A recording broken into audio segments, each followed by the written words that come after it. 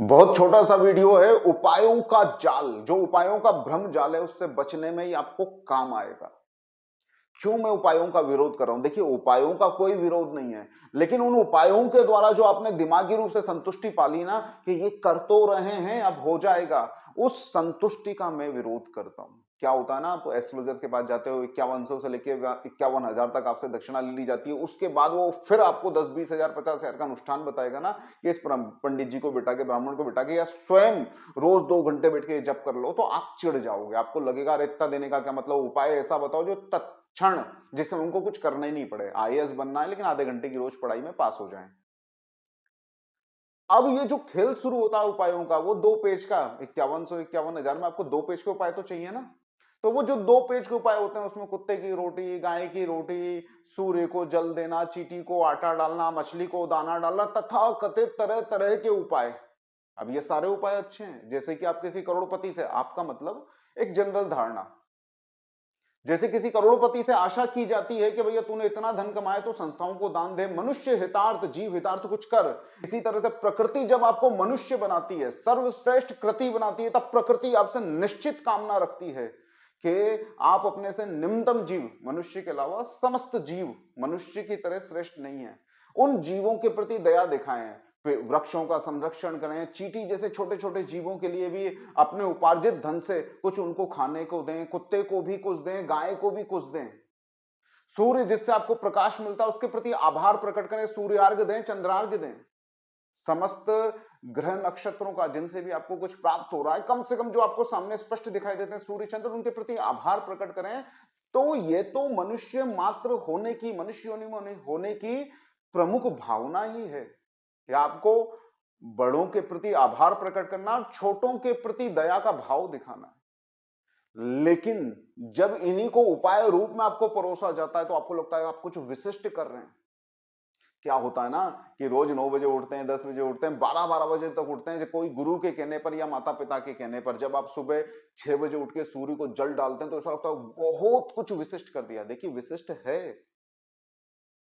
लेकिन सफिशियंट नहीं है।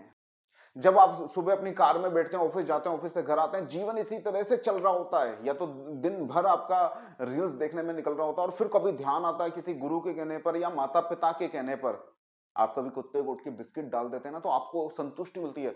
अरे मैंने कुछ किया। अरे भैया तेरे को करना ही है। कभी गाय को रोटी डाल दी, कभी कुत्ते को रोटी डाल दी, कभी चींटी को आटा डाल दिया, ये सब करना ही है। लेकिन चूंकि किया नहीं जाता है तो आपको बहुत बड़ी कोई बात लगती है, और इसी का फायदा उठाते हैं तथा कथित आपके कंसल्टेटर।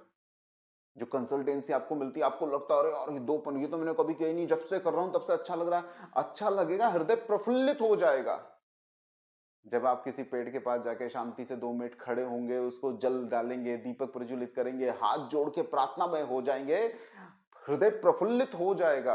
आपको वो चेंजेस दिखाई देगा। जैसे कि बहुत अटरम सटरम खाने वाले लोग किसी योगा इंस्टीट्यूट या किसी धार्मिक गुरु के पास जाके 6 दिन रहते हैं, और वहां पे सुबह शाम सिर्फ दलिया खिलाया जाता है, तब ऐसा लगता है कि कुछ अध्यात्म जाग गया।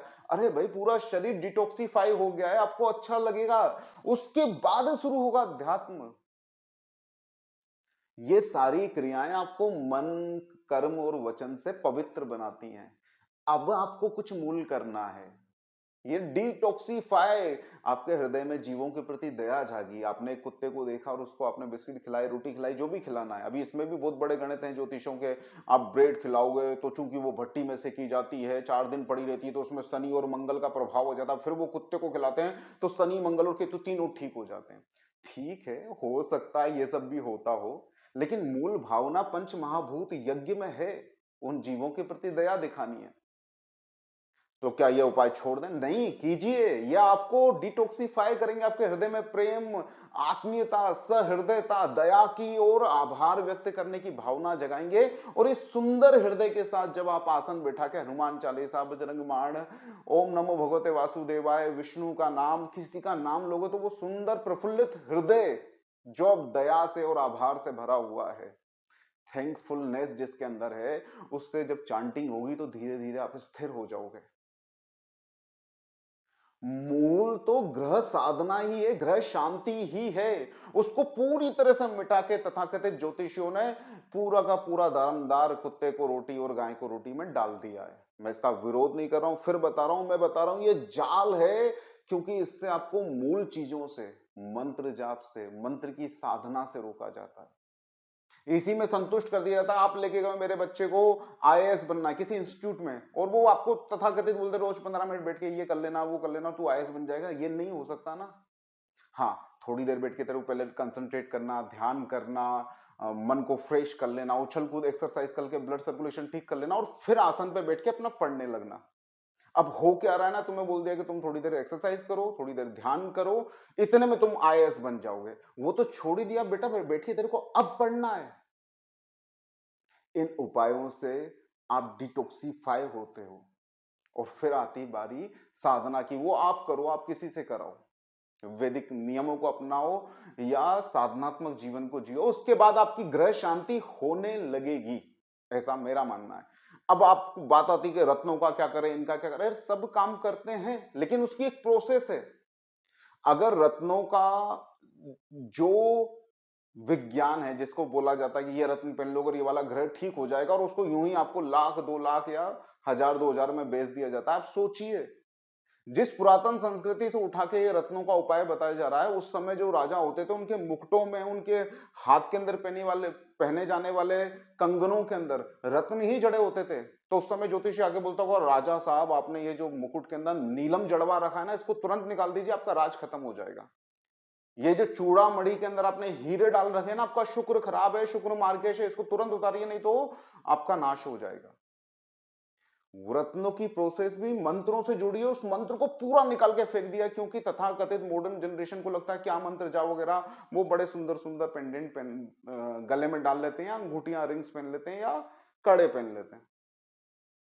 उन सबका असर भी होता है मंत्रों के साथ, नहीं तो कोई भी मुकुट बिना रत्नों के नहीं होता। नहीं तो कुंडलियां देख देख के रत्न उस मुकुट में डालते। जितने भी तरह के रत्न अवेलेबल होते थे, वो समस्त राजाओं के मुकुटों में होते थे, उनके हाथों में होते थे, उनके वक्ष स्थल पे पहने जाने वाले हीरे जवाहरात, सोना तो वो छोटी चीज था इंडिया में, हीरों से भरे हुए उनके हार होते थे, और विनिमय का माध्यम भी वही हुआ करता था।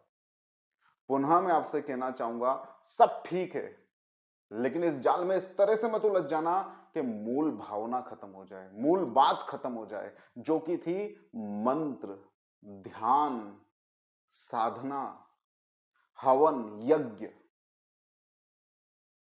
अगर आपको ये वीडियो अच्छा लगा हो, इससे आपको वैल्यू मिली हो, तो इसको कृपया अपने मित्रों में शेयर कीजिए। जो भी आप उपाय कर रहे हैं, जो भी आपके गुरुओं ने, आपके ज्योतिषियों ने आपको दिया हो, वो करते रहिए। उनके साथ साथ केतु को ठीक करने के लिए सिर्फ कुत्ते को रोटी मत डालिए, केतु का मंत्र भी जाप कर लीजिए। मुझे लगता है उससे आपको थोड़ी ज्यादा शांति, थोड़ी ज्यादा शक्ति, और थोड़ी ज्यादा कार्य सिद्धि मिलेगी। नमस्कार दोस्तों, जय श्री कृष्णा।